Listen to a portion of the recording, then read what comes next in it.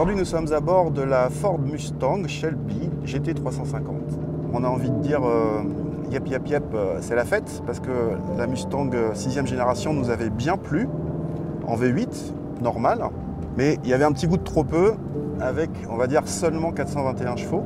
Ici, on a droit à un V8 5 litres 2 qui passe à 526 chevaux. Mais plus que le chiffre, qui est certes appréciable, on va retenir plusieurs choses de ce moteur, notamment la sonorité, qui est juste un bonheur. Allez. Voilà, un petit aperçu, un petit avant-goût. Et alors ce V8, il a la particularité de monter à 8250 tours minute. C'est tout simplement, tout juste, le V8 au plus haut régime jamais fait par Ford.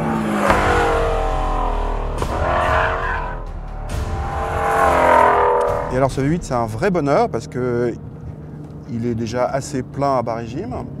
Et puis plus on monte dans les tours et plus il devient rugissant, explosif. Bref, c'est un vrai V8 comme on les aime, avec du caractère, etc. etc.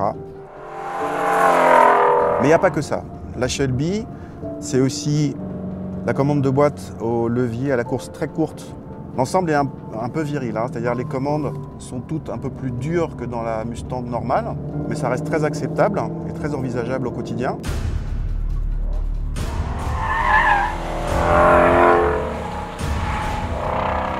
Les freins, mention spéciale pour les freins, qui sont vraiment très convaincants en puissance, en endurance. Il y a une attaque qui est très rassurante, alors que la voiture est quand même lourde. Et pour la partie châssis, en fait, c'est presque pas la même voiture. Bien sûr, elle est basée sur la Mustang normale, notamment avec les fameuses roues arrière indépendantes pour la première fois.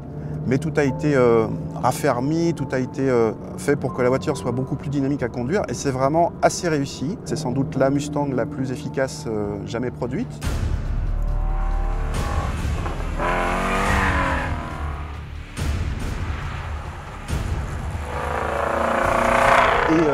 Et assez facile, elle parle bien avec le conducteur, elle communique bien avec le conducteur. Vous pouvez avoir des ruades du train arrière, évidemment, mais c'est beaucoup moins un cheval sauvage qu'avant. Et ça, c'est très appréciable, parce qu'on peut quand même aller beaucoup plus vite sans se faire peur. Bref, pour nous, c'est une réussite. Alors, il y a un petit bémol, cette voiture, en fait, elle ne sera pas importée en France, officiellement, par Ford.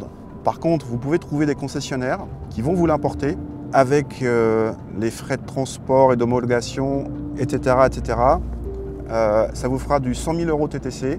Bon là, ça commence à faire cher parce que la Mustang normale, avec son V8, elle coûte moins de 40 000 €. Là, on a plus que doublé le prix.